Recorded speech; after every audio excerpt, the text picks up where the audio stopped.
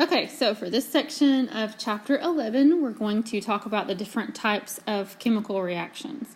And so what you're going to do is you're going to follow along with the PowerPoint. You're going to see the same slides on your page, on your handout, and you have several blanks that you need to fill in on the PowerPoint, and what you see on the screen is going to be what you need to write down. Take any extra notes out to the right-hand side of the page. We're actually going to come back to that picture at the very end. So there's 5 different types of reactions, and we're going to classify all 5 of those today. We're going to look at them. We're going to balance the equations. And so, you don't have to copy any of this down. You guys are going to have copies of all of that. So the first thing that we can do is just talk about the fact that you can't put chemical reactions kind of in a box. Some of them are going to fit into one or more categories, but we will talk about the most simple reaction for each category. You'll see one example where it can go across the categories. So the first type that we'll talk about is a combination reaction. Quite honestly, I think that you will see the word synthesis more than you'll see combination once you get out of high school. The synthesis reaction is the exact same thing. So I think that you should probably know this as synonymous. Okay, synthesis and combination reaction can be just synonymous. What you're going to see in a combination reaction is where 2 substances come together and form something new. So I've left you a place to write down the equation that you see on this slide. Make sure whenever you write it down, you remember the coefficients so that whenever you're writing a balanced equation. So don't leave out the 2 here and don't leave out the 2 here. And while you guys are copying that down, I'm just going to bring to your attention that when you see these equations, you're going to start to see out to the side in parentheses what state of matter we are talking about. Because, for example, beside magnesium, you see the S. Well, that's a solid. So that's the solid metal right here. And then oxygen is a gas. I'm not really sure why they didn't put the G right there, but that would be a G in parentheses. And then whenever they combine together to form magnesium oxide, that is also a solid. Okay. So in this reaction, what we started with were 2 elements. We started with magnesium and we started with oxygen. Just 2 elements. And according to this definition, that's often what we're going to see. So those 2 elements combine together and form a single substance. All right, next. We're going to have different types of metals, nonmetals, and then transition metals. And you're going to see different types of reactions. So pay close attention for the next few slides.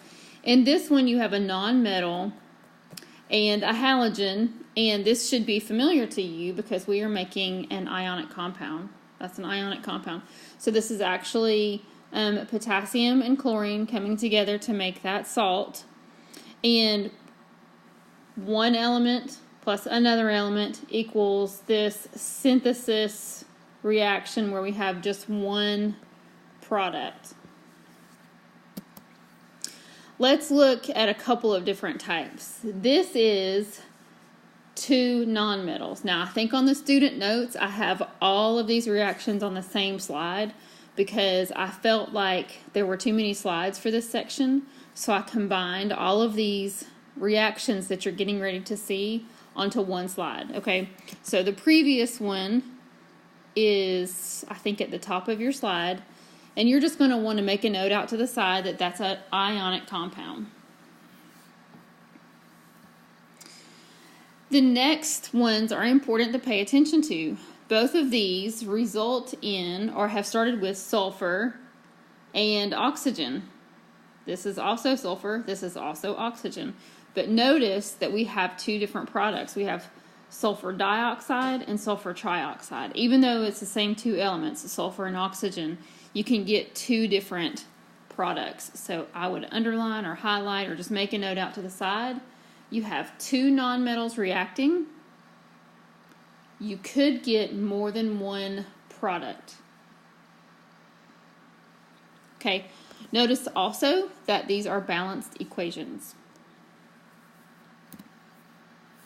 And then finally, this is the examples of the transition metals. And don't forget that many of the transition metals make more than one ion. So you have an iron 2 and you have an iron 3. And so this one can get a little bit messy. The first one, you have iron 2 sulfide, which is easy because that balances out. You have a Fe2 plus.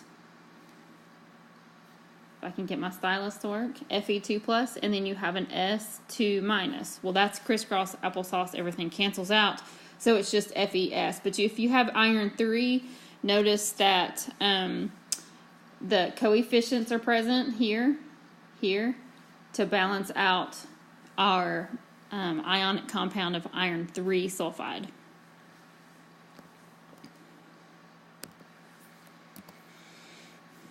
Okay, the next type of reaction is a decomposition reaction. Take a minute to write down the equation that is on this slide. Do not leave this part right here out. Okay, so as you're writing that down, I'm just going to explain what that word above the arrow means. Anytime you see a word above the arrow, it means in the presence of. So like for example, this is mercury 2 oxide in the presence of heat is going to break down into these two products right here. And so notice that there is a lowercase l right there beside mercury.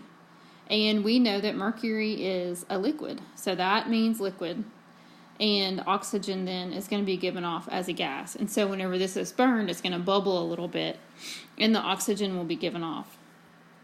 Notice also that this is a balanced equation.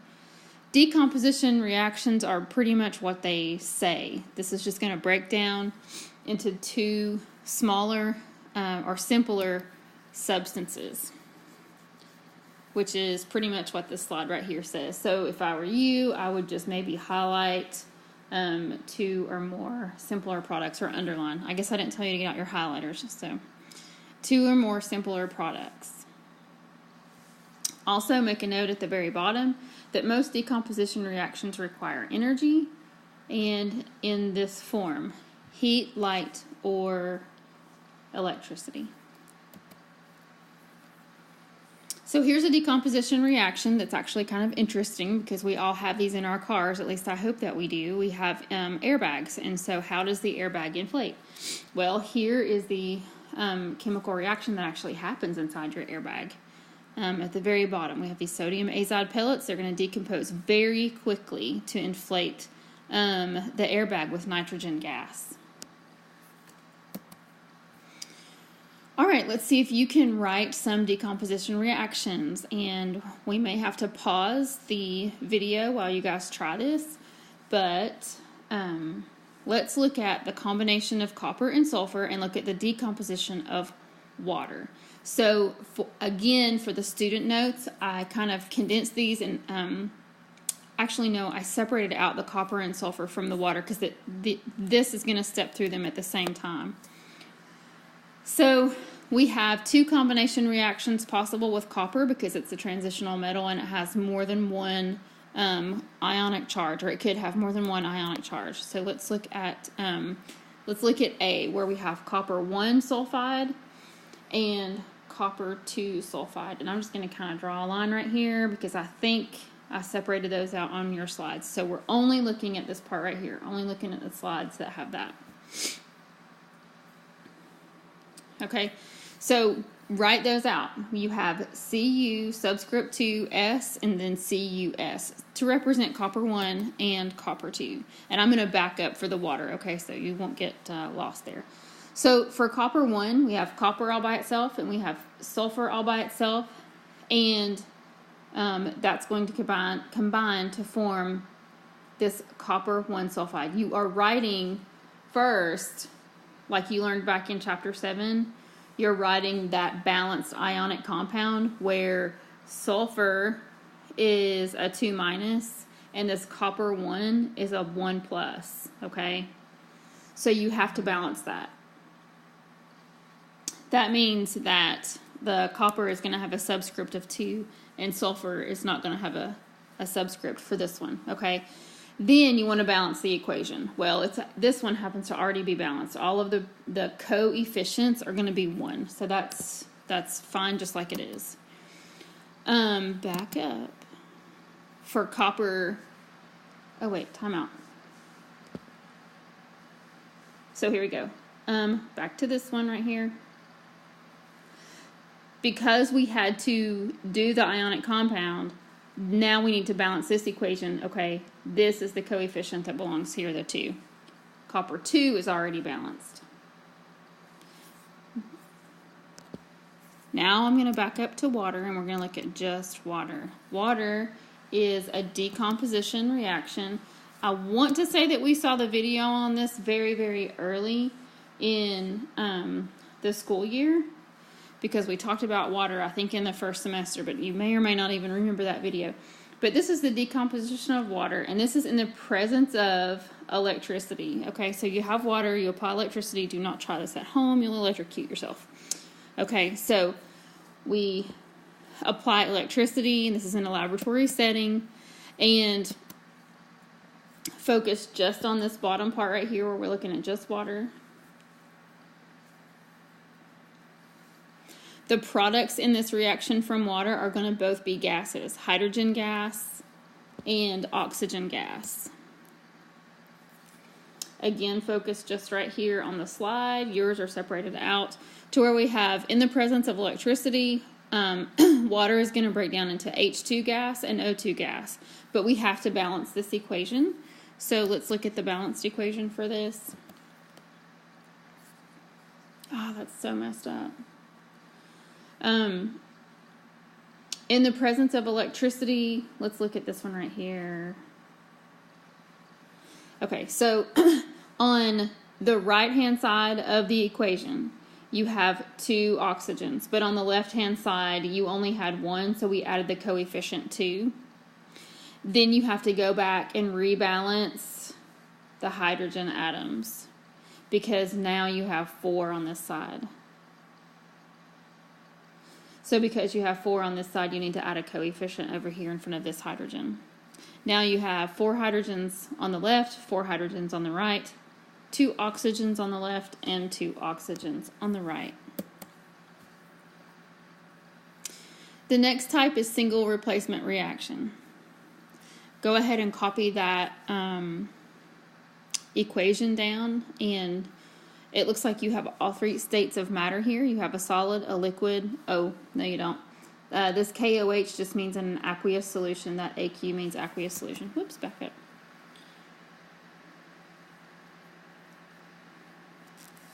All right, and make sure that you don't leave out the coefficients. And I'm going to go to the next slide.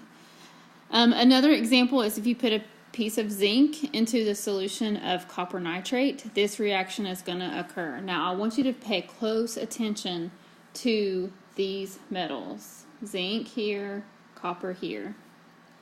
Now, what happens on this side of the arrow is that copper is now all by itself, and now zinc has taken the place of where copper was on this side of the arrow. So basically, they just kind of switched places. So these equations describe examples of single replacement reactions. Okay, if you look to the left of each arrow and you look to the right of each arrow, you can see that this potassium is moving in on this water molecule, and we're making now potassium hydroxide, and we're leaving hydrogen gas to go away. And then this is the same exact example where zinc and copper are kind of switching places. Okay, so I think there might be a blank or so to fill in on this page. So you have one element replaces the second element where that second element is in a compound.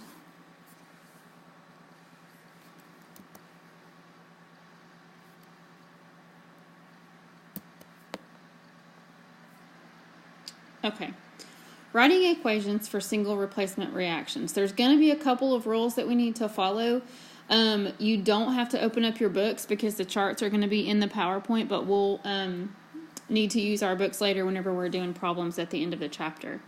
So when you are writing equations for single replacement reactions, we got to pay attention to, if you can pull back from your memory bank when we talked about ionization energy and that sort of thing. So some metals are going to be more reactive than other metals, and we need to pay attention to that. So in this slide, you're going to be paying attention to chlorine and bromine. Now, these are not metals, these are halogens, but they're going to follow the same rules. Chlorine is more reactive than bromine. If you think about where it's at on the periodic table and you know your halogens in order, halogens go fluorine, chlorine, bromine, and then iodine. So chlorine is higher up on the periodic table. Its ionization energy is greater. So for this equation, you can have a reaction where chlorine and bromine switch out. And then we want to follow the rules of balancing those equations. Here is the table for the single replacement reactions. Just look at where these fall in order of increasing or decreasing reactivity, whichever way you want to look at it. And I think that we're going to have another one for the halogens. Maybe not. Okay, maybe not.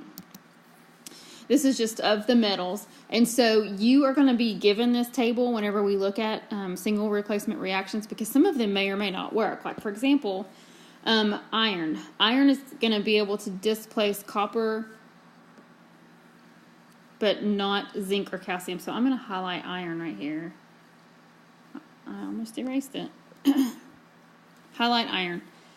So that we can look at copper and then zinc and calcium. Okay, so iron is more reactive than copper, so it can take the place.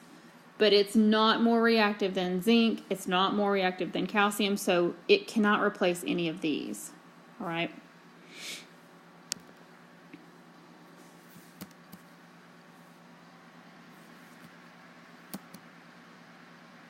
Okay, this is what I was thinking of a second ago. The halogens can replace each other. And so as you go down the periodic table, fluorine, chlorine, bromine, iodine, we said these just a second ago, bromine is more reactive than iodine. So bromine and iodine can replace, but bromine cannot replace chlorine because chlorine's more reactive. So note that. That's an answer. You can legitimately put that on your test.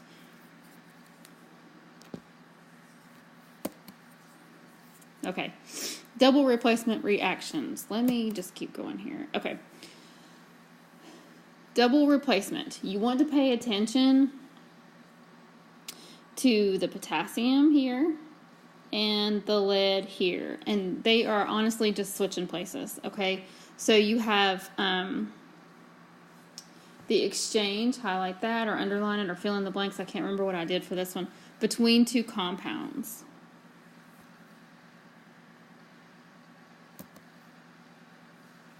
Okay, and for a double replacement reaction to happen, one of the following is usually true, but not all of them have to be true at the same time. Okay, so one of the products is only slightly soluble and precipitates from solution. I think that's a fill in the blank, so I'm going to give you just a second to do that. Precipitate is what we did whenever we did the ionic compound lab. So you had two different solutions, you added them together, and then something came out of solution, like, for example, the iron oxide or the iron carbonate. So a precipitate is something that is not soluble in water, and you will be able to see it fall out of solution, like sand or grainy looking stuff, okay? One of the products could be a gas, or one product could be a molecular compound, such as water. Okay. A precipitate of barium carbonate is formed when aqueous solutions of barium chloride react with potassium carbonate. So write a balanced equation. Couple of things to keep in mind. You are told that you're going to have a precipitate. So whenever you write the solution or the products, you want to keep in mind that a precipitate is going to be, the precipitate is going to be a solid. That's what comes out. So put S in parentheses, or however you make your S, in parentheses after your precipitate. Okay, then you want to balance the equation. So follow all the rules. Follow all the rules for writing the equation. Write the skeleton equation. So you're given this part. This is the double replacement reaction. So just change either the anion or the cation for both. Balance those ions and then balance the equation. Notice this right here, that's your precipitate. Barium carbonate is your precipitate. It's a solid. So you started with a liquid here. This is an aqueous solution. Aqueous solution here is a product, and then a solid precipitate. The last type is the combustion reaction. So combustion is probably not something you sit around and talk about around a campfire, lighting candles or a gas grill, but that's actually what's happening. So the combustion reaction is going to be a chemical change, and it's going to be in the presence of oxygen. And if it's not going to be a complete reaction. So what's important for this slide right here is that the compound reacts with oxygen. Oxygen feeds the flame. You're going to be producing energy in the form of heat and light. You'll be able to feel that heat. Of course, you know that because you've stood around a campfire, I'm sure. Okay, oxygen will be, I already said that, a reactant. We're going to see a couple of different examples of those now. Something that you can keep in mind whenever you have combustion reactions is that these guys don't really produce anything that's environmentally friendly. We have carbon that's produced and carbon monoxide. Okay, so these byproducts are not particularly environmentally friendly, but that's what we're producing. And then notice right here is what I said just a second ago. If oxygen is limited, if oxygen happens to be the limiting reactant, then combustion will not actually complete. You know what? I need to point out something else too. Notice that it says combustion of a hydrocarbon. That's a hydrogen and a carbon stuck together. You've seen it 100 times already. That carbon dioxide and water are going to be the results. Okay. Complete combustion of a hydrocarbon releases a large amount of energy as heat. I don't think I had this one for you to copy down. So just note here that we have a methane gas in the presence of oxygen is producing carbon dioxide and water. Now, I just said that we could produce carbon and carbon monoxide. Well, these are additional byproducts that are not friendly. You will have carbon dioxide and water, but you could also have these other things. Back up once. Propane, that is what's in your gas grill. And then butane is actually what's in a cigarette lighter. Now, butane is a gas, but because it's under pressure in a cigarette lighter, it appears to be a liquid.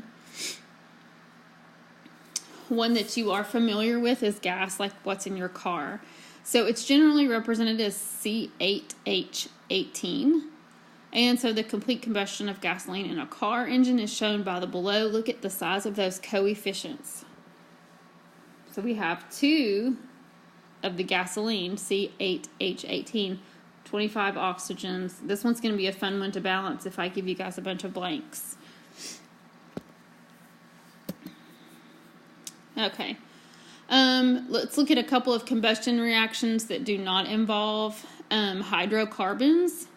This is going to be magnesium and oxygen, which we've actually already seen. So way back at the beginning of the lecture, I said that we could not put these generally in one box. This one happens to be also classified as a combination reaction.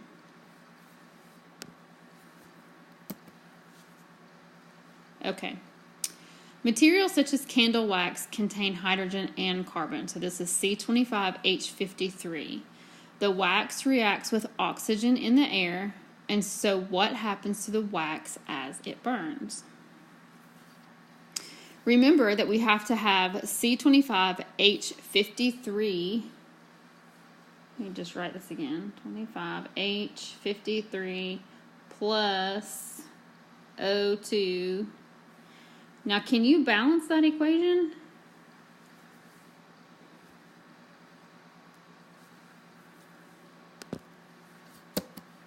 Let me spare you the time. This is ridiculous. 103 O2s, 100 carbon dioxides, 106 waters. I will try not to torture you that bad. Okay. Alcohol lamp uses ethanol as fuel. So this is the combustion of ethanol, C2H6O as a liquid. So this one I do want you to try. Oxygen is the other reactant in the combustion reaction, and the products are carbon dioxide and water. So why don't you pause the video for just a second and see if you can come up with the balanced equation. Okay, let's see if you got it right.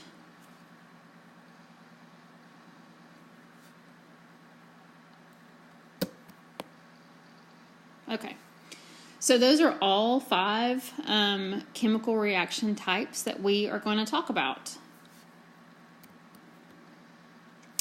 And I left the rest of that stuff off of yours because those pictures are in the book. So why don't you guys get busy with your assignment, and I will see you later.